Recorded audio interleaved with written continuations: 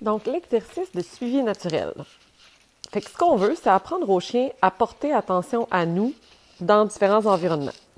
Fait que première des choses, pour faire attention à notre corps, nous, en tant qu'humains, quand on fait cet exercice-là, je vous encourage vraiment à aller coller vos bras sur votre corps, coller vos mains sur votre ventre devant vous et pas avoir les bras complètement décollés du corps. Sinon, si vous faites ça, vous risquez de vous blesser si jamais votre chien décide qu'il part rapidement dans la direction opposée. Donc, on commence à marcher en longe, bras collés sur le corps. Du moment que notre chien nous dépasse, donc passe tout droit à côté de nous, on change de direction. Puis on fait vraiment un 180 degrés. Donc, si elle a envie d'aller vers la droite, moi, je m'en vais complètement dans la direction opposée à gauche. Le but de l'exercice, c'est que notre chien, il finisse par ne pas avoir besoin de se rendre au bout de la longe pour changer de direction. Donc là, on avait la première partie. Mon objectif, c'est vraiment qu'elle porte attention à moi. Je change de direction. Elle n'a même pas besoin de se rendre au bout de la longe pour prendre la bonne décision de revenir vers moi et de porter attention à moi. Quand le chien reste à côté de nous pour quelques pas, good! On peut récompenser notre chien près de nous. Dans ce cas-ci, je présentais ma nourriture, puis la chienne la voulait même pas. Mais je ne vais pas forcer pour qu'elle mange. Je dis, tant pis pour toi, je relève ma main, j'enlève la nourriture, ça viendra pour une prochaine fois.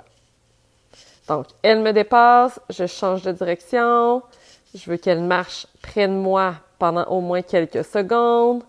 Good! Et ensuite, je peux descendre ma main près de ma jambe pour la récompenser. Puis le but, c'est vraiment de faire comme des changements de direction en étoile. Pas toujours faire juste une ligne droite puis de revenir sur nos pas. On veut des fois aller vers la gauche, vers la droite, en arrière, en avant, pour vraiment comme surprendre notre chien puis qu'il ne sait pas où est-ce qu'on a envie d'aller. Good.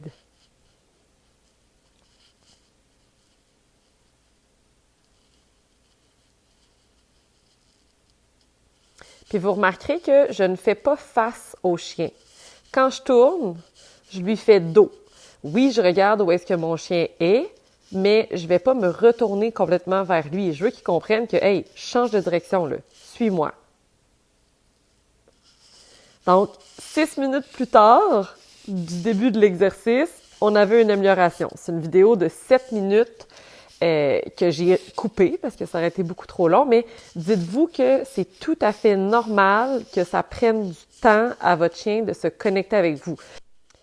Durant cet exercice-là, quand vous voulez terminer la séquence, vous pouvez arrêter et dire votre mot de relâchement à votre chien. Break, vas-y, c'est beau. Et ensuite, vous laissez votre chien se déconnecter d'avec vous. Mais tout le long que vous faites l'exercice, on veut qu'il se connecte et ensuite, on lui dit clairement « OK, c'est beau, tu peux aller vivre ta vie ».